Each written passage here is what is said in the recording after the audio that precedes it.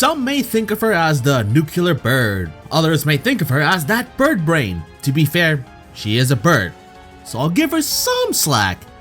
And to a certain Satori, she's a rather loving pet. I will call her Utsuho or Okuu.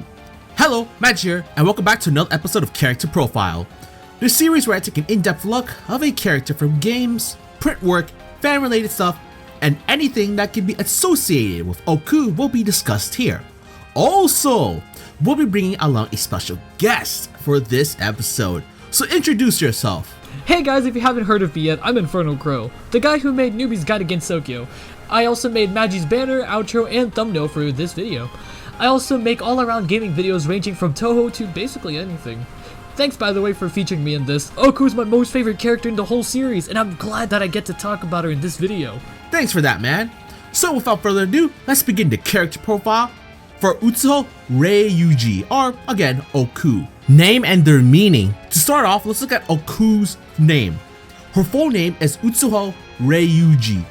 The characters for Reiuji literally means in succession, soul, spirit, crow, raven, and path. Well, they definitely nailed the raven part down. Utsuho means emptiness, empty hole, cave in old Japanese. It's supposed to be pronounced as Utsuho, or whatever you see on the screen right now. If we did after the old style, it looks the same to me, but I'm clearly wrong. A similar case is Sanae's position, Hofuri versus Hori. They are examples of Japanese counterparts of spelling pronunciation. The character for Utsuho also means sky and can be pronounced ku in a compound word. Hence to her nickname, Okuu, which was first used by Orin to refer to Okuu in the extra stage prologue. At first, only the whatever you're seeing right now, kanji, spelling was used in Subterranean, which was canon, and this one you're seeing right now, spelling using the kanji from her actual name was not. But after Aya called her this one again in the comments of Scene 8-6 in Double Spoiler, both became canon. This was used again in the data files for Hopeless. Also, O-Kuu Okuu is a pun of Okuu, a translation of a crow standing on a roof. Although this is likely not to be intentional. When even the nickname has its own section, then you know the name's legit. Character appearance. Let's look at Okuu's physical appearance. Okuu has long dark brown hair, wears a white short-sleeved shirt with a red eye in the center, a short green skirt, and a green hair ribbon. On her right hand, she wears a device reminiscent of a nuclear control rod. She also wears a cape that's white on the outside and a storied pattern on the inside. The cape is kept afloat by her black wings. I'm not gonna lie, that cape looks fucking lit. Her right foot is encased in a congealed matter, representing the elephant's foot of Chernobyl, a mass of cooled radioactive material and glass. Her left ankle is orbited by electrons. On the interview of Kara Mel, Volume 8, Zun mentioned that he tried to keep her from being indecent during the design process by adding a cannon on her arm instead of having an additional leg, thus solving the analogy of the third leg of the Yadagaratsu. Yeah, I'm not gonna lie, Okuu having 3 legs would have been really awkward. Appearance in games and print work. Let's review where Okuu has shown up over the years. Okuu first appeared in Subterranean as the final boss. In this game, Reimu and Marissa went out to investigate a geyser that erupted out of nowhere. A lot of evil spirits came out of there, so you know, not good in general. Orin caused it so yokais would come and stop Okuu from, well, taking over the bloody world. But who needs yokais when you have Reimu and Marissa? She appears in Undefined Fantastic Object, or UFO. But in the backstory, if you recall what I mentioned when it came to geysers, evil spirits came out, but they weren't the only ones. There were yokais who were sealed underground and came to the surface after Okuu did her thing. They were Sho, Nazaran, Minamitsu, Ichiran, Uzan, and Nue. So pretty much, if it wasn't for Okuu, UFO wouldn't happen. Well, more like conical, but you get the idea. Her next game appearance is in Hiso Sensoku. Now this is the interesting part, as this is where she became playable, along with Chiruno, Meiling, and Sanae. Although she doesn't have her own story mode, she does appear as the final boss for Chiruno and Sanae. She tries to get rid of either girls as she considers them as objects interfering in the fusion process that can possibly cause malfunction to the core and attempts to eliminate them. after both fall in the underground geyser center where she lives. Just to note, her first and last playable appearance as of now, so there's that. Her last game appearance as of now was in Hopeless Masquerade. She's in the Palace of the Earth Spirit stage. I mean, really, where else would she fucking be? She also appears in the Yokai Tanuki 4 stage. She's seen during the fights. I mean, who wouldn't? Let's switch over to the print works. Okuu first appeared in Oriental in Chapter 5, 10, 12, and 18 as cameo. She pops up in the Grimoire of Marissa as the said magician made an article for the Hellraven. She's in Waldenhorn Hermit Chapter 2 and 27 as cameos. Okuu also appears in Symposium. Okuu writes an article on her. Her last print appearance would have to be the newest work, Visionary. She's in Chapter 7 and 10. Personality. When it comes to personality, one of the main features would be her lack of brains, to put it lightly. Now, is it comparable to Chiruno? Possibly. Even Okuu in her written article for Okuu says this, quote, "What can be confirmed with certainty is that the inside of her head is empty.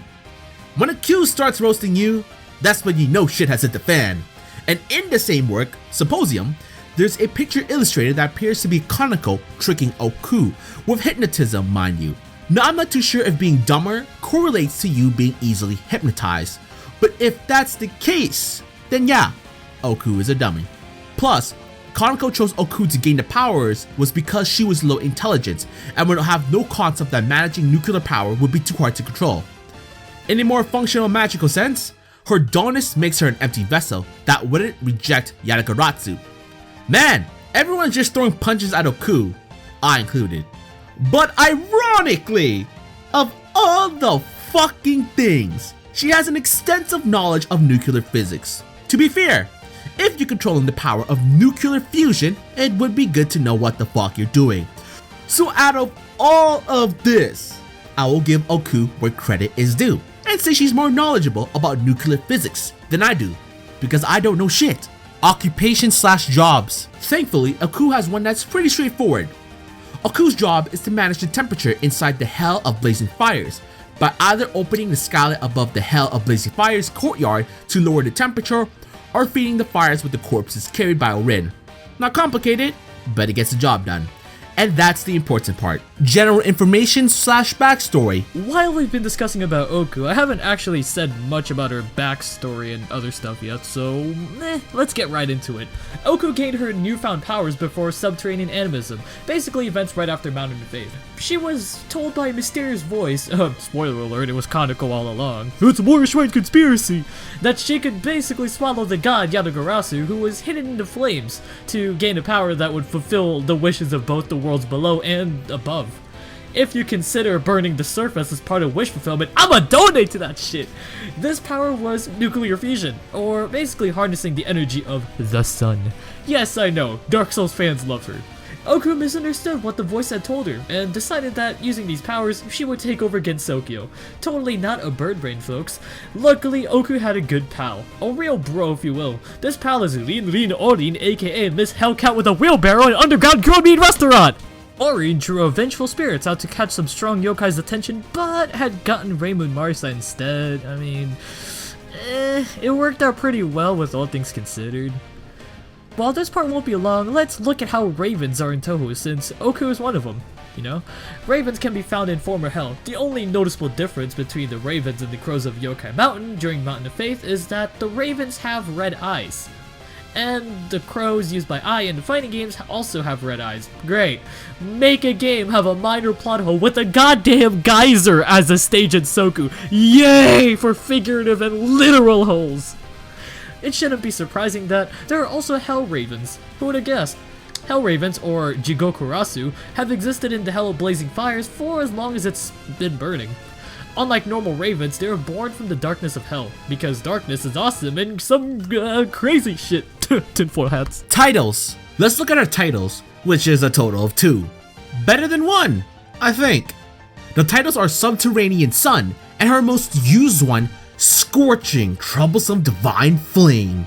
Ability/powers. Oku's main power, and why she's a fucking powerhouse, is due to her ability to manipulate nuclear fusion. With the left leg, which is considered the leg of decomposition, and her right leg, which is the leg of fusion. With those two combined, she's able to control it with the right arm, aka her third leg. You know, the cannon / control rod and fuel rod. She's able to manipulate the ultimate energy, nuclear fusion. Hey, if it's an ultimate energy, I'm not going to doubt that. Her abilities come from the god of nuclear fusion, Yarormyr, and were granted to her by Kaneko in the god's attempt to turn the hell of blazing fires into an energy source for Gensokyo. Kaneko was trying to help, I'll give her that. Essentially, this means that Oku's own body actually houses a divine spirit, technically making her into a branch shrine for Yarormyr. Apparently, the duller the holder of the power, the better they can utilize it. The red eye on her chest is proof that Okuu attained the power of fusion by absorbing Yarormyr, because the god's eyes are red, according to chapter 3 in Cage of Lunatic. Well, it pays to be weak, apparently. In the outside world, the prospect of putting this to use have still not been reached, and thus can surely be said to be an illusionary power. But once we figure this shit out, it sounds like Oku's power will be put out of commission, probably. Yarormyr is the Misakai god of the Nihon Shinwa, and Nihon Shoki as the messenger and envoy of the highest sun god of the Nihon Shinwa, Amaterasu Omikami. Yarormyr is considered the incarnation of the sun. It has been said that Yarormyr possibly lives in the sun. Man, this Yarormyr must be fucking hot, I'm just saying.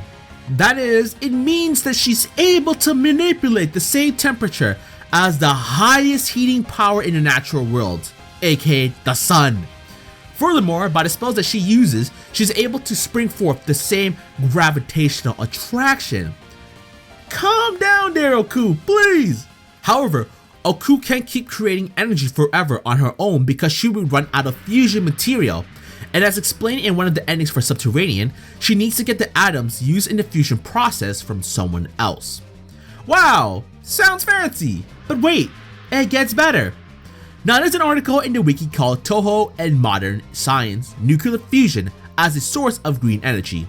This article goes into more details about the advantages of it and a more scientific look into Oku's ability.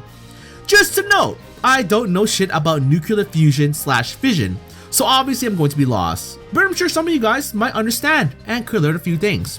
So let's start it off. Kaneko and others stated that nuclear fusion is green energy. Nuclear fusion is different from nuclear fission, with key advantages such as having critically accidents not occur and not releasing products as radioactive waste. That's pretty dope right there. Okuu is being environmentally friendly. There are several ways to achieve nuclear fusion. The most promising method being researched in the outside world is the deuterium tritium reaction, or DT reaction for short. Oh, thank fucking goodness, I could just say DT. While the easiest to achieve fusion with, it releases dangerous high energy neutrons as its product. Neutrons produced this way induce radioactivity in the reactor structure, creating radioactive waste that must be disposed of. Due to the problems of neutron radiation, the DT reaction is not perfectly green. Ah, fuck. So much for being eco-friendly. Provided the half-life of its radioactive waste for that process is overwhelmingly short, it does not take much time before it becomes harmless, between a few decades to a few centuries, as this time to become harmless is around 8.5 lives compared to even a single half-life of nuclear waste produced by nuclear fission, which is on the level of a few 100 million years. The difference is quite large. Holy shit! I was not aware of that. That's bloody long. The sun produces energy from a nuclear fusion reaction called the proton-proton chain reaction. Unlike the DT reaction, neutron radiation is not produced. For this reason, it can be called the Holy Grail of green energy. While the reaction does not produce gamma radiation, this is converted into heat and less energetic X-rays, UV rays, light, and so on within the sun. As of now, it's impossible to produce this on Earth, yet, I think. In what way Yarormyr performs nuclear fusion is unclear. In Hiso Tensoko, in Oku's winning expressions, it seems that she uses hydrogen as fuel to make nuclear fusion occur. Both of the aforementioned reactions uses hydrogen. The DT reaction uses its isotope. Okuu knows her stuff. For the proton-proton chain reaction, as the holy grail of energy, the scale of this reaction, like the sun, would be different on the order of several tens of digits. Sure. On Earth, much less the size that Okuu could handle by herself, if it was implemented, its output remained a considerable problem. If the DT reaction was used, the problem of neutron radiation exists and would contaminate the surroundings. Furthermore, both reactions have a high activation energy. About 1,000,000 degrees Celsius would be necessary. That's a lot of Celsius! However, in Kensokyo, Yatagarasu would be using divine power to circumvent this barrier. When in doubt, motherfucker, use magic! Due to the nature of Oku's ability, mishandling the reaction carries the risk of widespread radioactive contamination. My question would be if it went AWOL, as explained here, would the contamination remain in Kensokyo or seep into the outside world? Since according to the spell cards, a chain reaction fundamentally does not occur, it's not possible to collapse into an uncontrollable nuclear meltdown accident. Whew, thank goodness. The critically loss of control problems of the present day nuclear reactors are all fission reactors. For instance, Godzilla.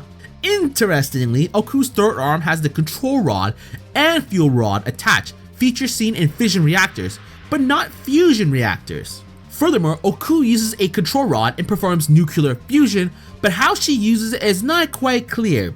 It is commonly thought she uses it like a weapon as a heat ray cannon or a beam rifle. Yeah, we certainly went to the science route real fast once we got to Okuu, and my head is starting to hurt.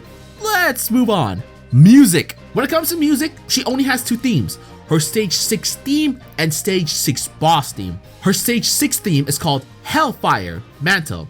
That is bloody appropriate for Okuu.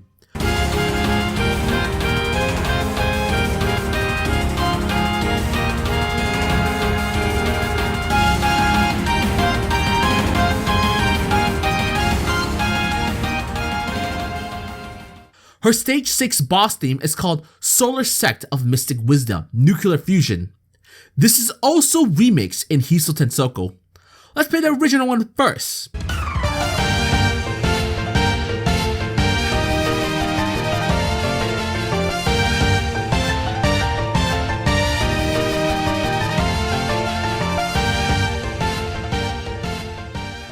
And the remix version.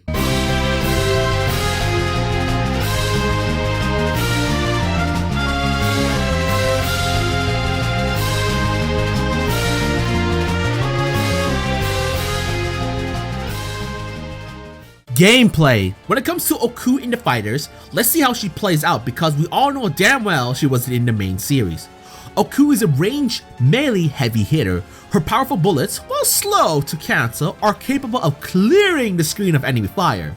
Her melee has great range and easily punishes over-aggressive opponents. Well, fuck me. With her dense bullets and formidable bout of melee punch, she easily intimidates foes into making poor decisions while on the offensive. However, Okuu suffers from having a very awkward movement and flight style. This problem is further exacerbated by the fact that Okuu has no defensive option when she's pressured up close and must rely heavily on cards to break out of serious pressure. An Okuu player must be patient and able to use her overwhelming power to earn the opponent's respect. Respect the Raven, bitch! Her pros are best damage in the game, normals have good range, good anti-air options, dense, screen-clearing bullets, powerful normals, allows her to win trades. Some of her cons, however, are large hurtbox, moves have poor recovery, poor mobility, lacks defensive options in close ranges. Some of the notable things about Okuu is Oku's ground dash launches her forward significantly and cannot be cancelled as early as the rest of the cast, meaning Okuu can't quickly stop her dashes unless she goes directly into a dashing attack or a card. Oku's backdash goes very far backwards, has considerable startup invincibility and a lot of graze frames.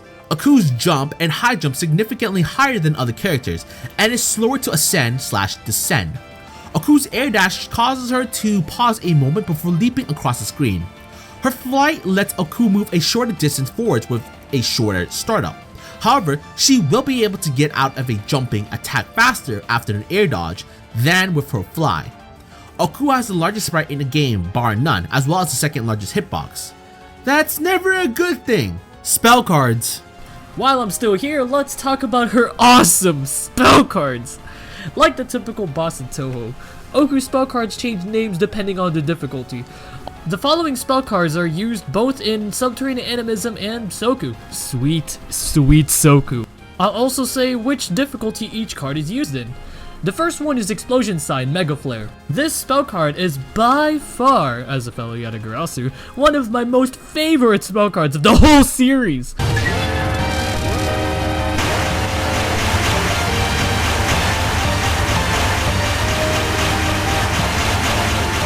The next spell card is called Blazing Star Fixed Star. This is used on easy and normal mode. If you like giant red flaming balls of death along with smaller bullets to make dodging near impossible, this is the spell card for you.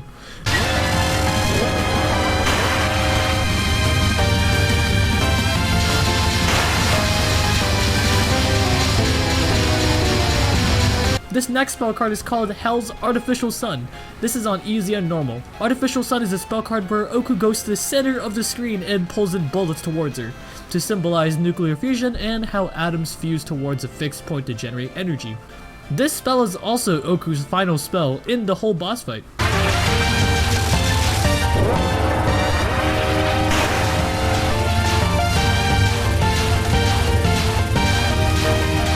The two notable spell cards from the fighting games are Control Self Tokamak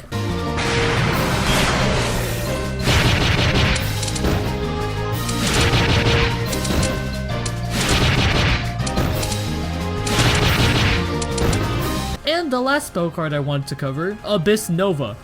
Abyss Nova is pretty much the, how do I say this? Destruction. Like, it's basically Moko's last word in Urban Legend before Moko's last word in Urban Legend.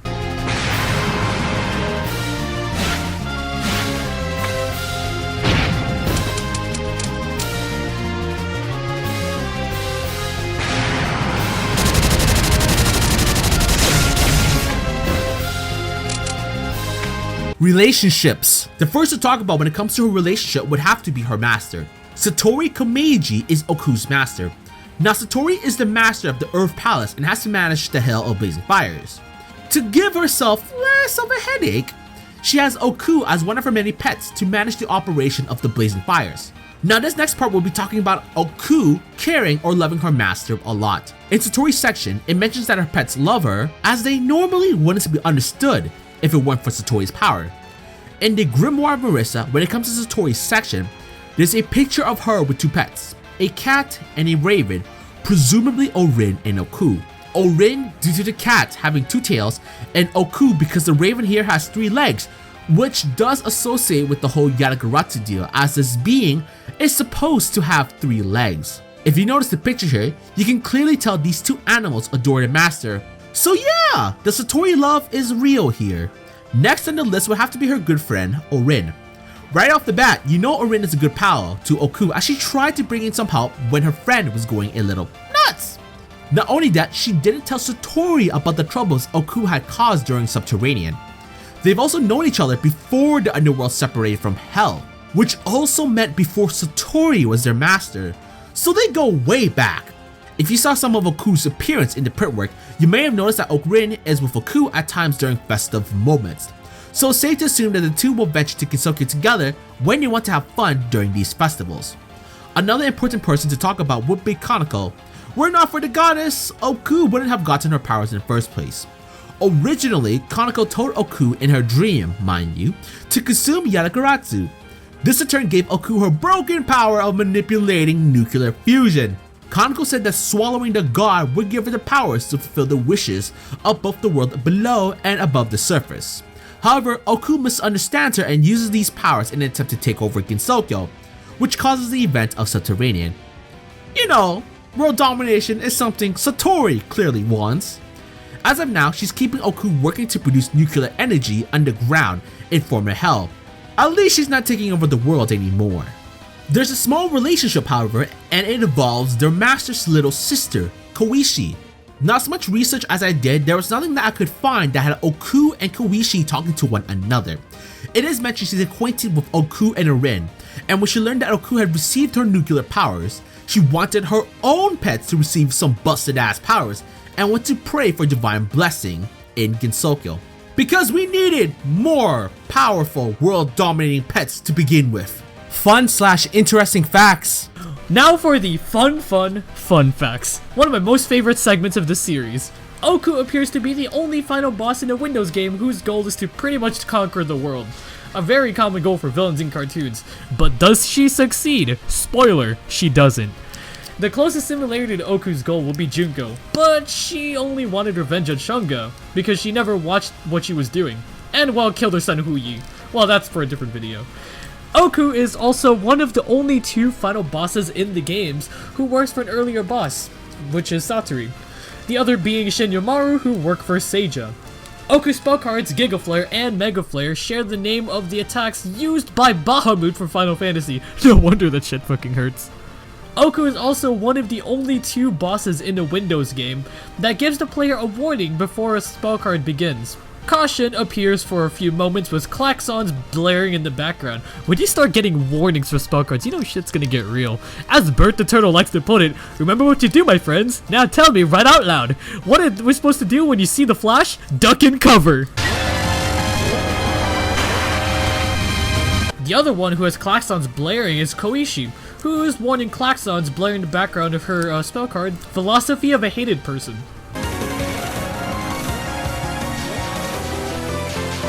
In Oku's spellcard, the background behind the trifoil is a photo of the Carnia Nebula, and there's even more crazy shit on the background.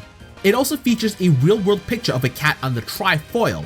One reason Zune might have included this in the background could be because of the wild cats that have colonized the abandoned city of Pripyat.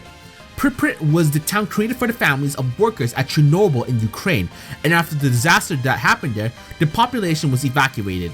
Recent excursions back into the ghost town led to the discovery of a small community of irradiated wildcats that live comfortably in the foundations of abandoned home. Furthering the Chernobyl links, Okuu could be a reference to the so-called Black Bird of Chernobyl, not only because of her massive black wing, but also because of the red eye in her chest, which was another trait of the Black Bird. I talked about the Black Bird in the Interesting Touhou Facts series, but it's not a bad idea to revisit it. To give a brief breakdown of the Blackbird, it was a mysterious creature described as a large, dark, and headless man with gigantic wings and piercing red eyes. It first appeared in early April of 1986, the same year where the nuclear meltdown happened. A phenomenon occurred where people who had seen it experienced horrific nightmare and threatening phone calls. After the Chernobyl incident happened, no more sightings of the Blackbird had occurred. So yeah, Okuu had some creepy shit on her, supposedly anyway. Alright, the last thing I'm going to be talking about in this section is regarding the cannon and the encased foot. I mentioned it as there's a good chance you may not have been aware of, is that it's actually removable. Let me showcase some examples in it. In chapter 12 of Oriental, she's with Rin. If you notice, her right arm is free of the cannon. I mean, it would be pretty hard not to notice a fucking arm cannon of that size. Chapter 18 of Oriental is another example of it. Even in the newest work, Visionary, Okuu is still shown without the cannon in chapter 7 and chapter 10. So yeah, that shit is pretty removable. That makes everyday life easier, that's for sure. Fanon stuff. Alright, we're on to the fanon stuff. Let's just say I'm an Okuu connoisseur when it comes to this topic. Oku's left and right legs are the leg of fission and the leg of fusion respectively. Her leg of fission has a particle orbiting around it, also known as a beta particle, which is important in nuclear physics. Her leg of fusion, the more notable leg, is encased in concrete, which is pointing to the meltdown of a nuclear facility in Pripyat, Russia, also known as Chernobyl. To become more accurate to the legend of the three-legged sun crow Yatagarasu, Oku's right arm is basically the third leg. This control rod can be used as a melee attack in fighting games and be used as an arm cannon as well. Alternatively, this control rod is directly portrayed as being removable, which is a matter of debate since she has been displayed without it in canon. Because of her references to Souther from Hokuto no Ken, or Fist of the North Star, fans sometimes call his signature technique Nantoho Oku Ken Oji Tensho Jujiho. Sure, why not? Oku's a badass enough already. Because Okuu was manipulated by Kaneko, seems to have a simple and boastful personality, and is also called the bird brain by Orin, which is surprisingly a phrase both the English and Japanese use for idiot. She is often considered an idiot by basically most Okuu fans. Zun also indirectly calls her an idiot in her theme song's description. This leads to comparisons with Cherno, or ships with the inevitable Cold Fusion jokes, and Okuu is sometimes called Okuu or OQ as this is shown on screen. She is also sometimes called a 6, which is an inverted 9 ball, since she is a stage 6 boss and her powers are the opposite of Cherno. You know, come to think of it, they actually make a pretty good duo, Cherno and Okuu, because, you know, fire and ice, you know, complete polar opposites, and please confirm them as DLC for 15.5 Zun. Come on, do it! We can only hope! Please! Moving on, in Sanae's story route, Sanae calls Okuu a bird brain as she forgot why she was fighting her in the first place, and then followed Sanae's orders after being told she was been doing that before the fight. In Reisen's script, Reisen calls her a moron. Okuu also mentioned she's a bird brain in her symposium article. In addition to her tall stature, fans tend to give her large breasts and a striking figure, which seems to contrast her simple-minded and sometimes childish personality. Which is funny, because in canon, at the very least given the artworks we have, she's flat-chested. I mean, with a big-ass third eye like that on your chest, that's gonna make having breasts a real difficulty. But in fanworks, she's one of the biggest chested characters there is, and her third eye is reduced to around the size of a normal eye, or sometimes about twice the size of a normal eye, so that I can press it up against her cleavage and further emphasize the breasts. Just saying, I ain't the one who's drawing Okuu, okay? Having the biggest attacks and being the hardest hitting fighter in Hiso Tensoko may have been a contributing factor to this. Sure, why not? When it comes to catchphrases, Okuu has one like Pacheli's Miku in Fanon. Unyu has become her catchphrase in Fanon after she said it once in the extra stage prologue. You only need to say it once before it becomes a part of you. Just saying. In the Japanese fan community, the pairing of Tenchi and her is called the Tenkyu, which is pretty much a fusion of their names, Tenchi and Okuu. Some fans in the Japanese community associate Okuu with association football, because the symbol of the Japan Football Association is the Yatagarasu. Okay, I was not aware of that, due to the fact I could care less of soccer/football. In the online action RPG game Path of Exile, an item exists called the Infernal Mantle, which closely resembles Oku's outfit. Okay, that's pretty dope. I remember checking it up on the wiki a long time ago, and it's legit. Many fans think of Oku's theme, Solar Sect of Mystic Wisdom, Nuclear Fusion, as referencing Yumime's theme, Strawberry Crisis, and Kaneko's theme, the Venerable Ancient Battlefield, Suwa Forgotten Field. This can symbolize Okuu receiving the powers of the gods from Kaneko, which takes the form of a power based in physics, itself a form of magic from the outside world like Yumime's. Shit, that's pretty deep, and I'm not even going to pretend I knew that already. Pairings. Well, this is gonna be a short one, alright? When it comes to pairings, we gotta start off with her good bro, Orin. Rin and Utsuho, or Orin-ku. Sometimes the two pets are seen to be affectionate with each other. Canonically, Orin triggered the events of Subterranean because of concern over her friend Okuu. I'm just saying, they're real pals. The next one will involve her master, Satori and Utsuho, or Ku Sato. Satori is shown to be very devoted to her pets, even when they get out of control sometimes. And Thanos certainly seems that way. And the last one will involve the strongest, Utsuho and Chiruno. Due to the fact that their powers are polar opposites, fire and ice, and the fact that they are both betrayed as stupid, it also served as the basis for the cold fusion pun and 69, 6 representing Okuu and 9 for Chiruno. But yeah, that sums up the character profile for Utsuho or Okuu, which is my preference. So which facts about Okuu did you enjoy the most? Were you surprised that Oku's power of nuclear fusion is something we want to achieve one day?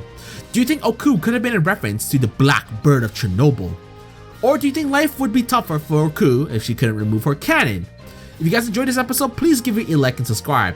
Or else she might want to nuke our world. Again. I wouldn't be surprised, honestly. And Infernal, anything else you want to mention? Well, firstly, thank you for featuring me in this video, Magi. I really appreciate it. Now, all I want to say is please come check out my channel. At the moment, I'm taking a break, but I will get to more videos soon. It'll be awesome seeing you guys in my streams, and I'll upload every Monday and Friday. Please subscribe and join the flock, and well, that's about it. Thanks! Thanks a lot, man. By the way, this is Magi, and thanks again for watching.